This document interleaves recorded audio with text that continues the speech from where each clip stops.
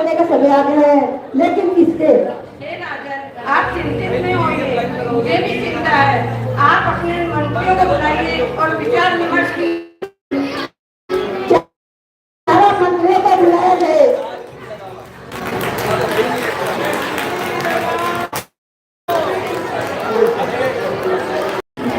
मंत्री दरबार में हाजिर हो।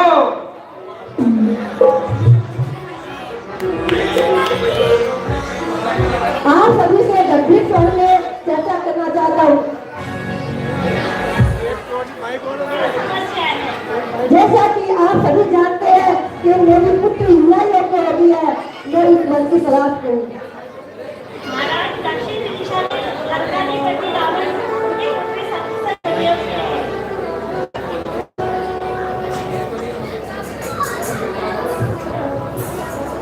नहीं महाराज, लंकाधिपति बहुत ही अहंकारी है एवं उनकी अन्य स्त्रियां भी है।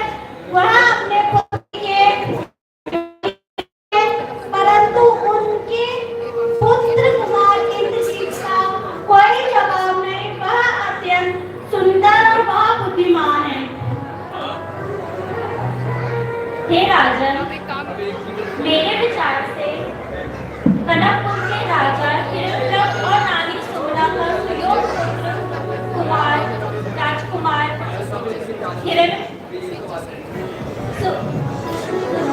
विक्रम है। वह अत्यंत ही गुणवान यशवंत तो है ही, साथ ही साथ वह अत्यंत पराक्रमी भी है।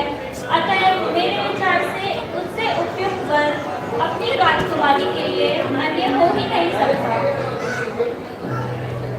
हे राजन, यद्यपि कुमार विद्युत प्रबल महाभव्य है, लेकिन उनके मन में सदैव ही संसार की क्षण बंधुरता है।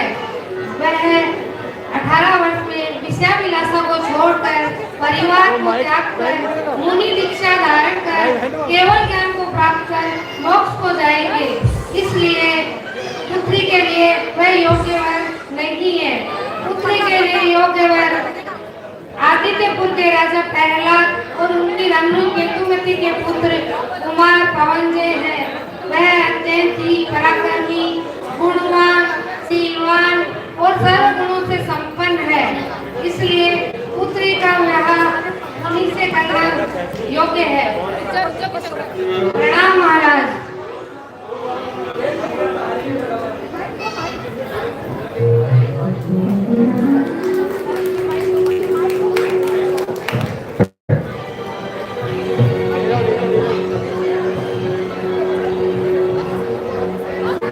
पवन जी के गुणों का बखान सुनकर सभी हर्षित होते हैं। अंजना भी बहुत प्रसन्न होती है।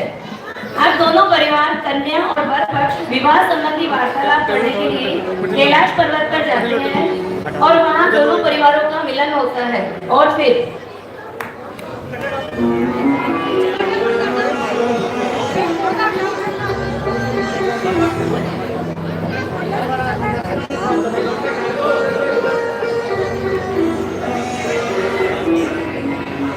सही है ना? सही है।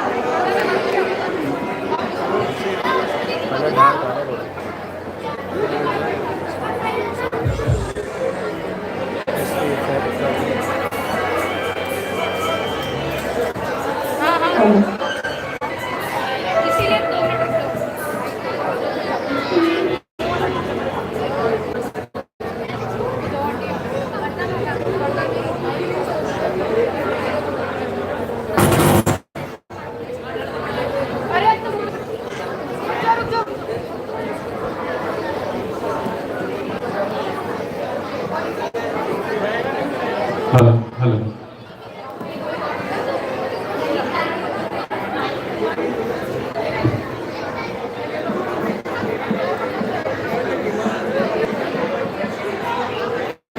इफेक्ट तो आ रहे हैं, इसमें फिल्टर तो आ रहे हैं।